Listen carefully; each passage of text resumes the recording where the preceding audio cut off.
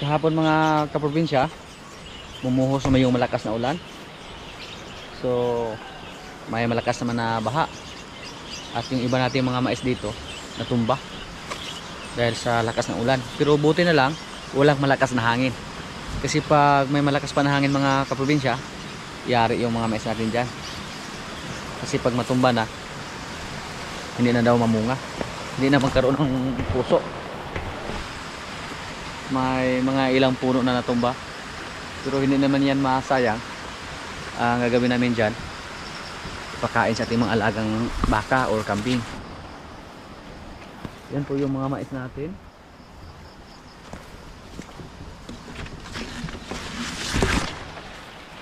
Yan, may mga ilang puno na natumba. Sayang mga kaprobinsya, oh. Nangabali pa yung iba, oh. Marami pala. Yan. Sayang. Napakataba pa sana sa ating mga mais. Yan, oh. Kala ko mga ilang puno lang. Doon pa dito, oh. Yan, oh. Hindi nga umabot dito yung tubig. Natumba lang sila dahil sa sobrang lakas ng ulan. So gagawin namin dyan, kunin lang namin, ipakain sa ating mga alaga. Putulin. Paborito yan ng kalabaw. Sayang mga kaprobinsya. Pero may natira pa naman. Meron pa dito, oh.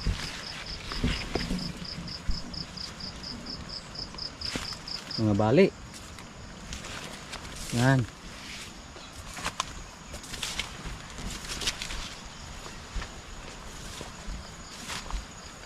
Hindi na yan mapakinabangan.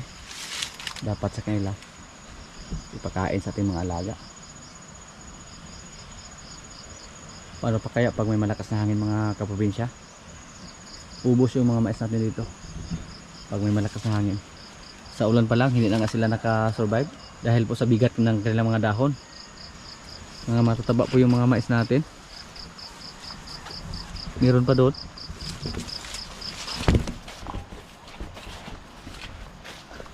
Ganon talaga yung buhay natin sa probinsya. Hindi lahat swerte. May mga ganito naman na mga pangyayari. Marami na po tayong experience dito. Nung una po, nung binagyo tayo dito, yung kubo na ating itik naubos, naanod. Medyo malaki-laki yung pinsala natin sa bagyo na yan, yung bagyong ulit. Yan, oh, marami pala mga kaprobinsya ating mga mais na natumba dahil sa malakas na ulan. Yan, pero wala tayong magawa. Basta panahon na yung magdesisyon. Yan, meron pa dito. Sayang, no? Napakataba pa sana sa ating mga mais dito. Pero buti na lang hindi naubos. Yan. Siguro mayroon pa doon, puntahan natin. Hindi natin masyadong makita pag hindi tayo pumunta sa loob. Pero mahamog po dahil maaga pa. Maraming pagkain yung mga alaga natin ngayon, ah. Yung tubo na nakuha natin sa mga nakarang araw hindi pa nga naubos dahil marami po yun. At yung mga baka natin medyo nagsawa na sila sa tubo. Tapos may mga napir pa tayo, hindi pa na ubos yung nasa kabila. At yung andun sa likuran, hindi pa tayo nakapagsimula sa pag-harvest doon. Yan po ang mga positive side. Basta palaging umulan. Mukhang okay lang dito pero puntahan natin doon kung ano ang resulta doon sa loob. Hindi natin makita lahat pag hindi tayo pumunta doon. Mahaba yung mga mais natin.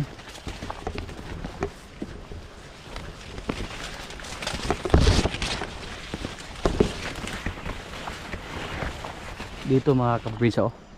Dito yung pinakamataba. Pero may napinsala din sa malakas na ulan, oh. Yan, oh.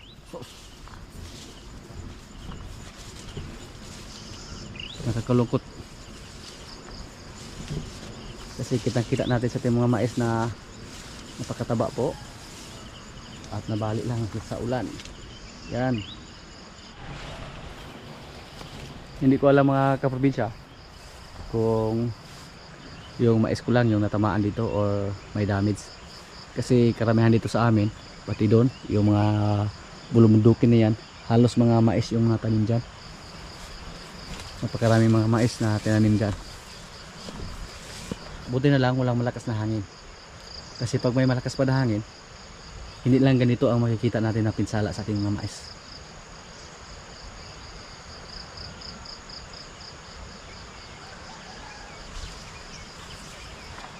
Yung mga talong namin dito mga kaprobinsya, oh, kailangan to ng lagyan ng pataba. Maraming bunga.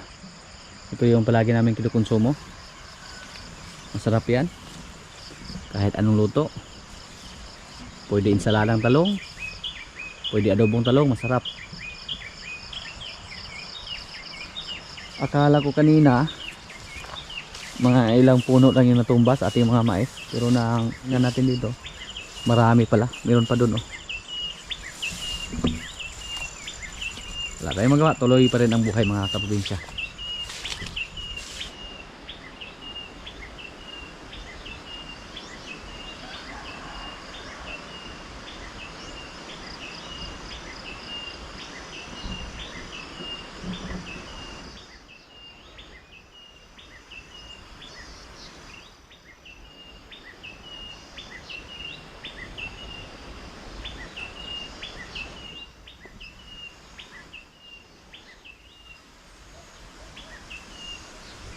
Yan po ang update sa ating mga mais mga kaprobinsya pagkatapos ng bumuhos yung malakas na ulan kahapon. Medyo may nabali or may na damage, pero nagpapasalamat pa rin tayo kasi marami pang natira. Pero hindi pa tayo sigurado dito kasi mga ilang buwan pa yung hihintayin natin bago tayo makaharvest ating mais or bago natin mapakinabangan. Pero sa ngayon mapakinabangan natin sila kasi may mga alaga naman tayong baka, kalabaw, kambing na yung mga katawan nila, mga dahon, pwede natin ipakain doon. Pero hindi naman yung pakain natin, yung bunga yung hinihintay natin. Kasi at the same time, kahit makuha natin yung mga bunga nila, makaharvest tayo, mapakinabangan rin natin yung mga dahon nila, yung mga katawan nila. Kaya ang gagawin natin sa ngayon, yung mga naputol, yung mga natumba, mga nabali, kunin natin at ibigay sa ating mga alaga.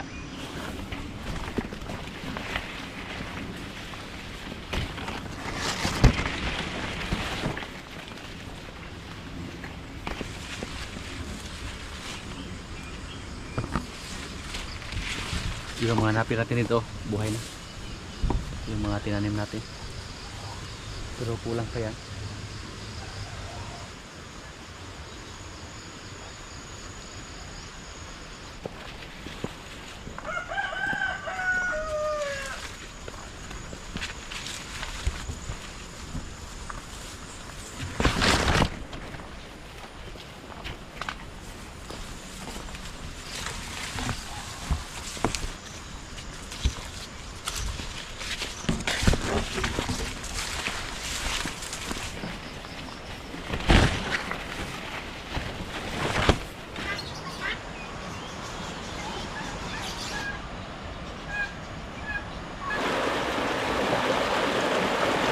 Sa mga nakaraang video po natin, may mga kambing po tayo dito na nanganak. Yung isang kambing nanganak ng marami, 4 yung kanyang anak, pero hindi po nakasurvive yung dalawa. At kagabi na naman may nanganak naman sa ating mga kambing, yung kulay itim. Pero ang nangyari, instead na dalawa, isa lang din yung nabuhay. Dahil sa sobrang laki ng kanyang anak, napakatagal lumabas. Kaya nang lumabas yung anak niya, patay na. Yan po ang resulta. Basta medyo maliit lang yung inahin natin, tapos malaking kambing yung nagkasta. Dalawa sana yung anak niya, pero hindi nakasurvive yung isa.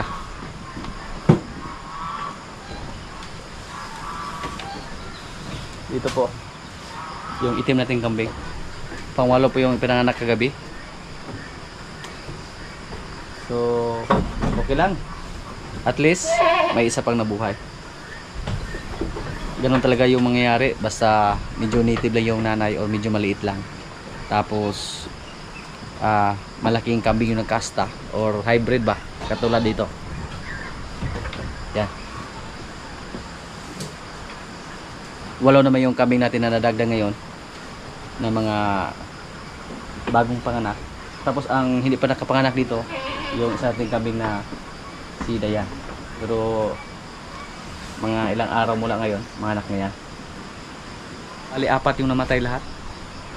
Yung anak ni Ibana na isa kasi kulang sa araw, at saka yung 4 na magkakapatid nabawasan ng isa, at yung isa kagabi na lumabas siya patay na kasi nahirapang mga anak yung inahin dahil sa laki ng kanyang anak.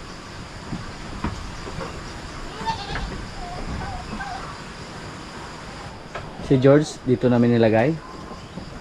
Yan. Para makasahan yung mga dumalaga dito. Marami tayong dumalaga dito. Katulad yan, oh. Nasa insakto edad na yan kasi yung nanay niya si Dayan, malapit ng mga anak. Pati ito, anak ko ng ating blackhead. Mga pure breed po sila. Kaya asahan natin pag sila ay mga anak, tapos makastahan ni George, maganda yung resulta. Kahapon yung isa nating kabing, kinuhaan natin ng gatas. Kasi isa lang yung anak niya at marami siyang gatas, kinuhaan natin para hindi siya mabantukan ba.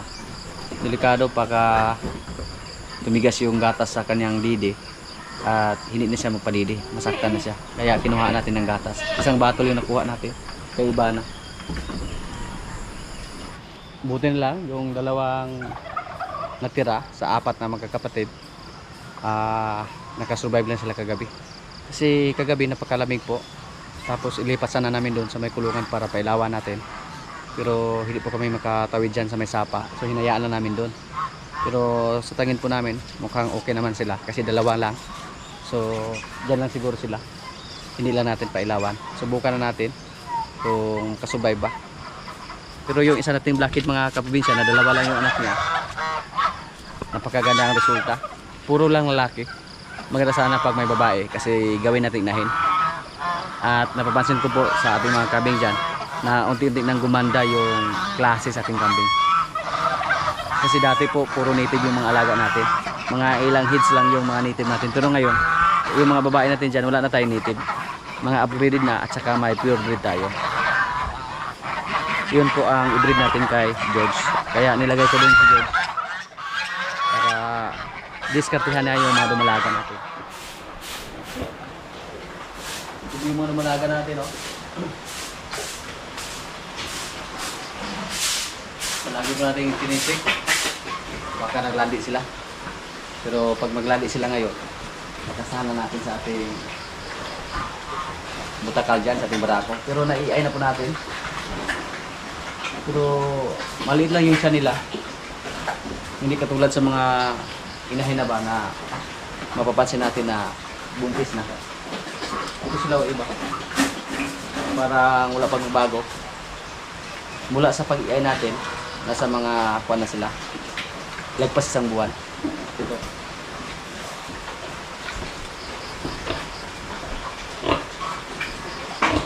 At sana po buntis na to. Hindi naman sila naglandi mula nang nai-ay natin. Sana hindi lang tayo na-prank sa kanya. Dalawa po sila, yung kapatid niya dito. Sa ngayon po wala na tayong patining dito. Dalawa yung inahin natin at dalawang lumalaga at isang barako. Mula na naibintan natin yung ating mga patining, hindi tayo nag-alaga kasi pag bibili tayo ng biik medyo mahal. Hintayin na natin na mga anak yung mga baboy natin. Pero yung pakiramdam namin mga kaprobinsya, mas sigurado kami na buntis to compare doon sa isa. Kasi yung ari doon sa isa, minsan nang mula. Pero sa kanya, hindi na, mula na naiay natin. Pero ang palatandaan namin sa ating mga baboy dito, pag maglandi, mag-ingay sila.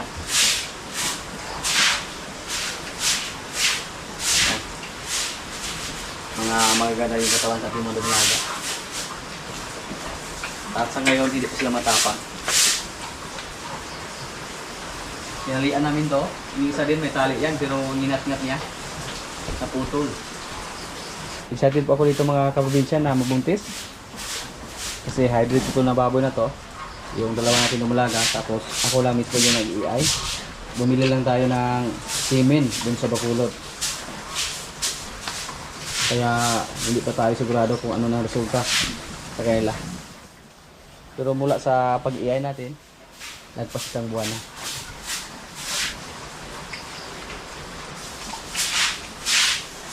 Ito yung inahin natin, oh. Makikita natin sa kanyang tiyan ng mga kaprobinsya na medyo malaki na. Pero na-prank po tayo sa kanya nung una. At ilang beses po natin siya pinai-EI. 2 beses at 2 beses po natin pinakasan ng barako. At sana ngayon hindi na tayo ma-prank sa kanya, oh. Iba lang yung structure sa katawan ng inahin na baboy compare sa dumalaga. Yung tiyan sa dumalaga para nakadikit lang sa kanyang katawan, hindi katulad dito. So sila po yung hinihintay natin na mga anak para ipatinin natin yung iba at saka yung iba ibinta natin kasi marami po. Pag alagaan natin lahat hindi natin kaya. Pag mabuntis sila lahat kahit 10 lang bawat isa, may 40 pieces tayo na biik pag may swerte.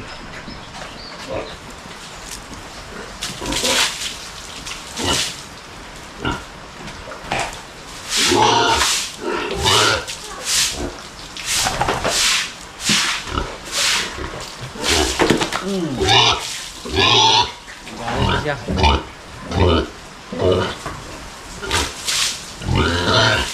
Yung dalawa natin inahin, sila po yung natira sa lahi natin na galing sa Area 1. Ito yung isa mga kaprobinsya, oh. Tingnan niyo po yung tiyan niya. Malaki na. Nasa 2 buwan na siya mula sa pagpakasan natin.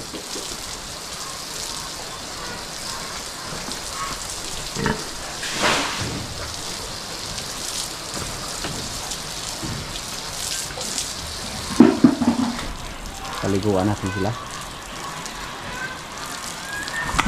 Yung mga baboy mahilig yan maligo.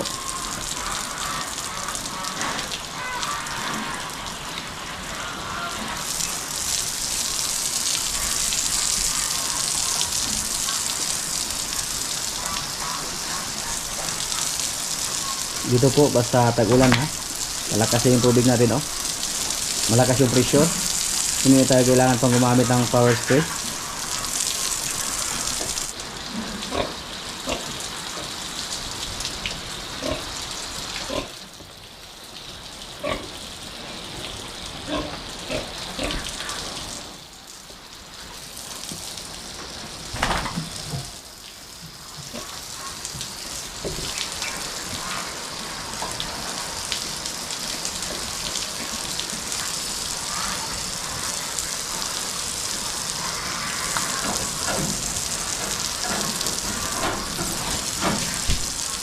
Yan po ang update sa ating mga inahing baboy dyan.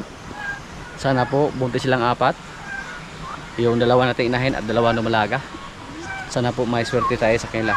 Kasi noong una nakaranas din tayo dito na nagpatining tayo ng baboy tapos bumagsak yung presyo dahil sa ASF. Tapos naranasan din natin na namatay yung mga biik natin. At sa ngayon, sana may swerte tayo sa baboy.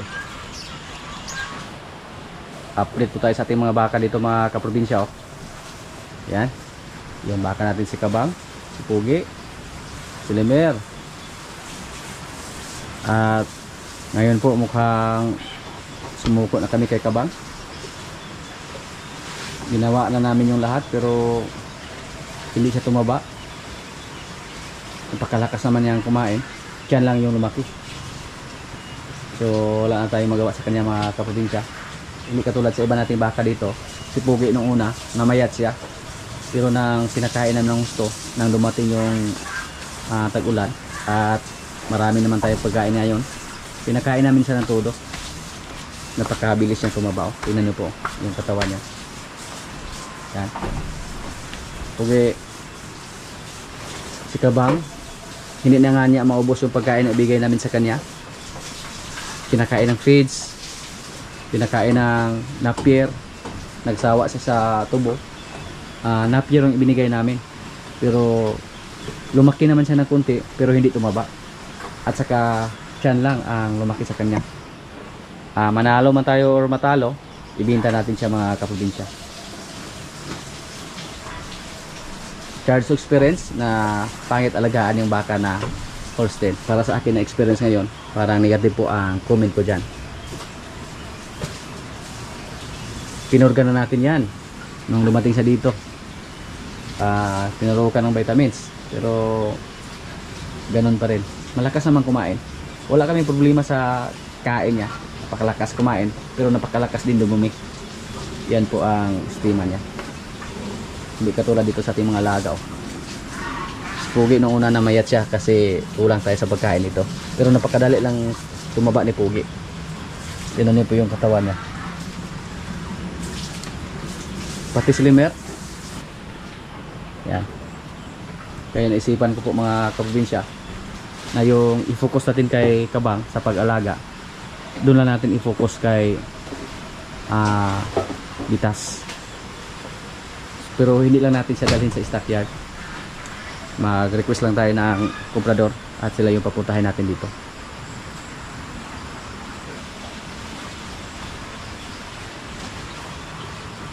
Baka magtanong kayo kung bakit natin ibinta si Kabang na marami na sanang pagkain ngayon dito sa atin. Ibinta natin sa mga kaprobinsya kasi walang improvements yung katawan niya. Malulugi tayo ng husto habang tumagal sa dito. Habang tumagal yung panahon sa pag-alaga natin, palaki na palaki yung lugi natin kasi walang improvements yung katawan niya. Maganda sana pag katulad ni Pugi yung pagpapataba ng baka mga kaprobinsya, basta makaswerte tayo or makatiming, napakadali lang. Kaya pag ma-dispose natin siya, ang ilagay natin dyan si Bitas. Si Bitas yung pakainin natin ng todo para makita natin yung kagwapuhan ni Bitas. Sakong-sakong napier ang kailangan natin na ipakain sa kanya, tapos dumi lang yung marami. Okay lang pag isa lang yung inalagaan natin, okay lang fokusan natin siya pag isa lang siya. Pero katulad dito sa atin, bakit naman tayo magtiyaga sa kanya na marami namang baka na pwede nating alagaan. Sa sunod na araw, baka maka-request tayo ng komprador para maibinta natin siya.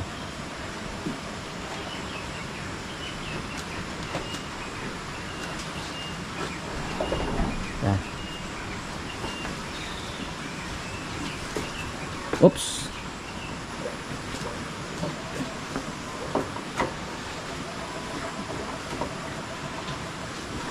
Napakaliit lang kanyang improvements mga kaprobinsya.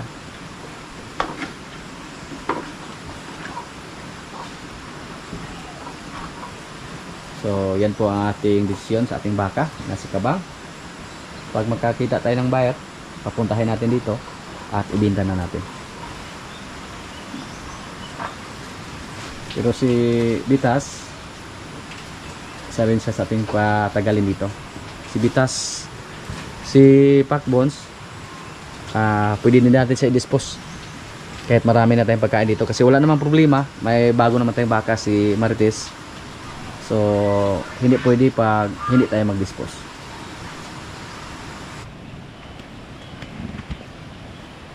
Dati po kulang na kulang sila sa pagkain dito mga kaprobinsya, pero ngayon hindi na nga nila naubos, pati si Limer.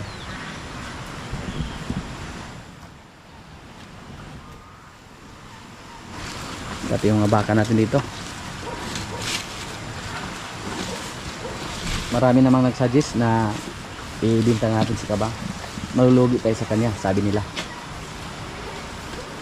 Yung ibigay natin na feeds kay Kabang, doon lang kay Pugi natin ibigay. So makasave tayo.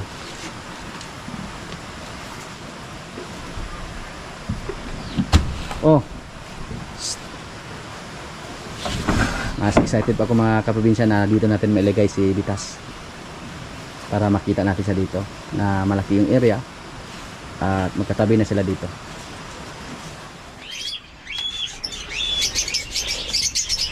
Isip po natin ang ating mga African lover dito mga kaprobinsya. kung may mga inakay na ba sila dito. Marami na po yung apitalabi natin mga kabinsa. Oh, tingnan niyo po.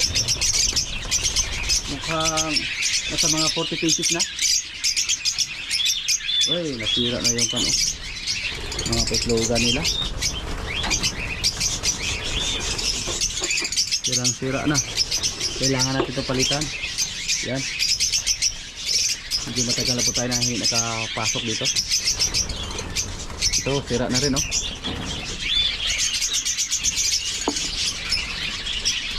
So, ilang petlogan na lang yung natira dito.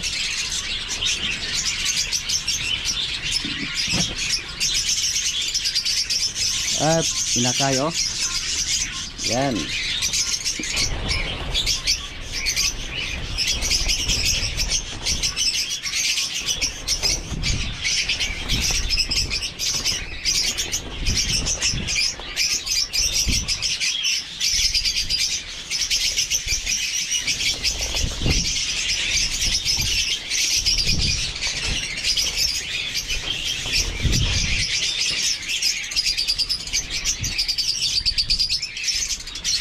Maraming itlog dito, oh. Lima. May inakay dito.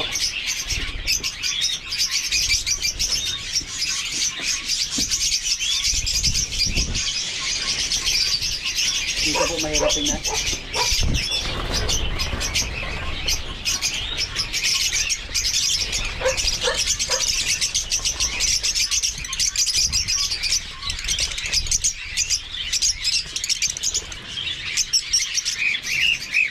Yung mga kakatil natin, oh.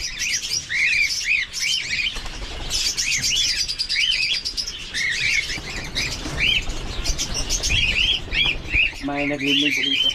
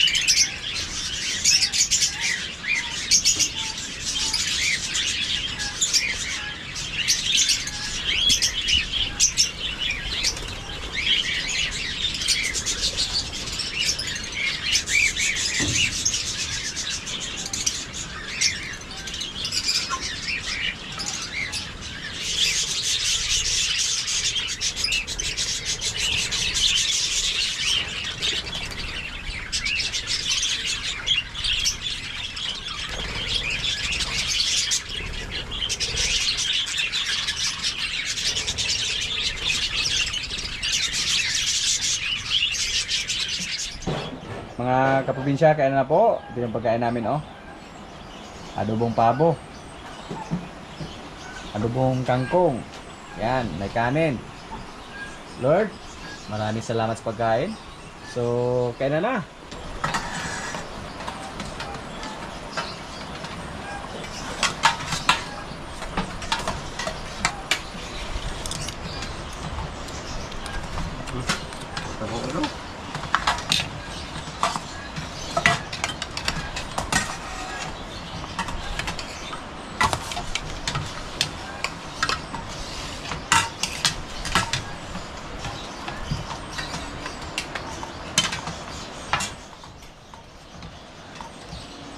Kapaborito ka ginadoro ng tangkong nila. Ano yung tangkong nila?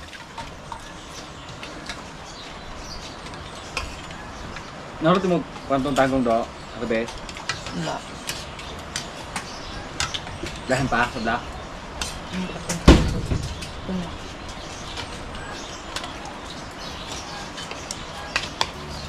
Nabunuhan na ito sa talong niya kaya. Dalag. Yan ito.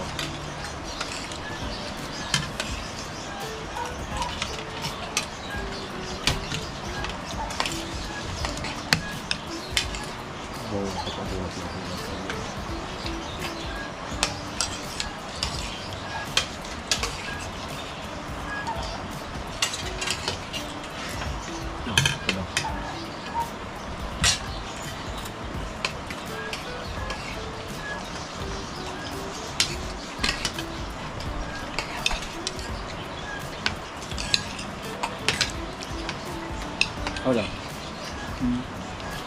Para maano.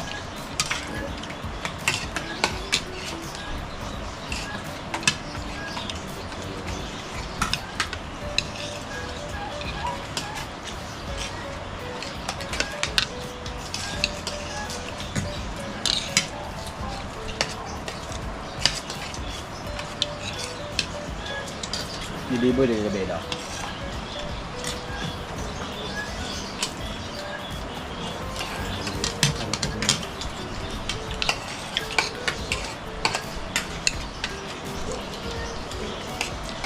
Pingging gabi kaya naalaw nga. Dito ka balo sa?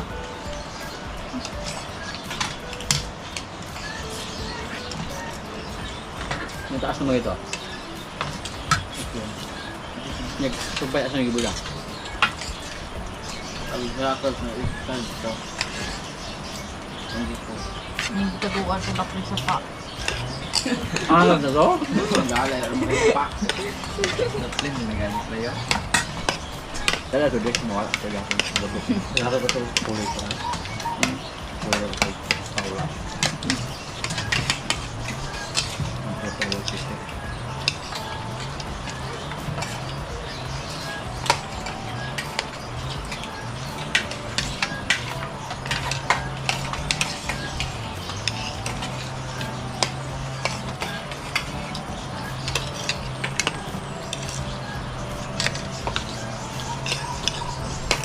Yan lang muna mga kaganapan dito sa aming mga kaprobinsya at maraming salamat po sa palagi niyong pagsubaybay sa aming mga video. Maraming salamat din sa ating mga silent viewers, sa mga kaibigan natin na nasa bansa na palagi nanonood, sa mga palagi nag-comment, sa mga likers. Maraming salamat po.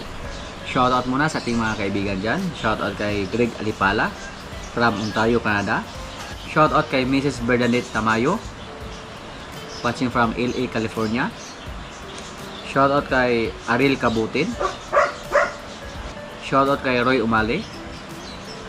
Shoutout kay Zinaida Mendoza and family. Greetings from Maximo Mendoza, watching from Iceland. At sa mga hindi ko po na shoutout na lang po sa inyong lahat at maraming salamat po.